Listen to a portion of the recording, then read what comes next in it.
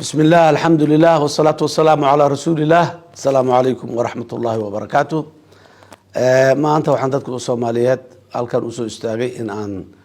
ku bogaadiyo farxadda wanaaga ay xusuusta mudan ee ay leedahay maalintii rasuulkeena calayhi salaatu wassalaam oo dhashay mawliidkii waaye maanta hay-adaha dowladda oo dhan waa la fasaxay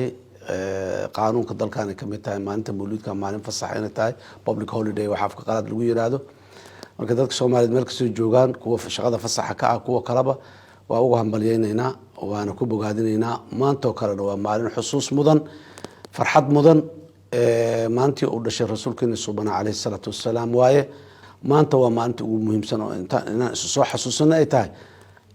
akhlaaqiyadkii dhaqankii subhanahu maxaan ku iraahdaa tawjiihintii ummadda muslimiinta uu hayay diintii oo ilaahay ku soo dejiyay rasuulkeena calayhi salaam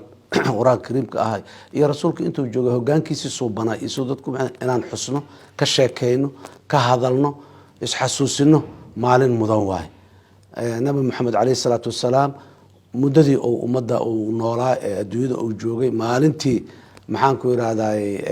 wixii ugu horeeyay uu soo degay qaarul xira ilaa maalintii uu dhimanayo aayadii ugu dambeysay oo quraanka ay ku soo degaysay inta u dhaxaysay dhaqankiisa sidoo ahaay inaan intaan akhrino inta taqaano akhrisan ummadda ay u sheegto ku daysano daba kacno wixii uu sameey jiray aan sameeyno wixii uu dadka ka celi jiray aan ka harno waaye zamankii uu noolay ka duwan aan ku noolnahay duruufaheena gaarka oo hadda jiro wargeys aan jirin aan leenahay laakiin mar walba xusuusta nabiga calayhi salaatu wassalaam zaman kastoo aan joognaba waxay ku leedahay dabaqaad iyo raacid iyo dabagelid ku leenahay waxaan rabaa marka dadka Soomaaliyeed inaan xasuusiyo u sheego walaalaha siirada iyo maxaan ku iraahdaa taariikhda rasuulka calayhi salaatu wassalaam yaqaanay in ay walaalaha kale u sheegaan la isdhageysto la maqlo ka bacdina lagu camal falo lagu daysado dariiqiisa subhanahu la maro wuxuu naga rabay aan ka harno wuxuu na farayna aan fartoonaano waa maanta muhiimadda ay leedahay waa maalintaas waa maalin farxad leh waa maalintii ilaahay adduunyadan inuu si kama dambaysa ay u toosto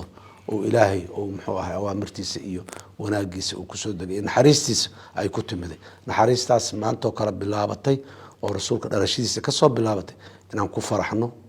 inaan qaadano inaan ku daysano inaan daba kacno ayaa waajib nagu wada dhamaanteen dadka Soomaaliyeed meel kasta oo jooga oo hambalyeynaya fursaddan laga faa'iideysto fursad tacliimeed fursad xasuusin fursad tarbiya awlaadeena aan ku tarbiyeyn waaye fursadda waxa ay leedahay aan uga faa'iideysan hadii aan leeyahay aad iyo aad u mahadsantihiin wassalaamu calaykum waraxmatullaahi wabarakaatuh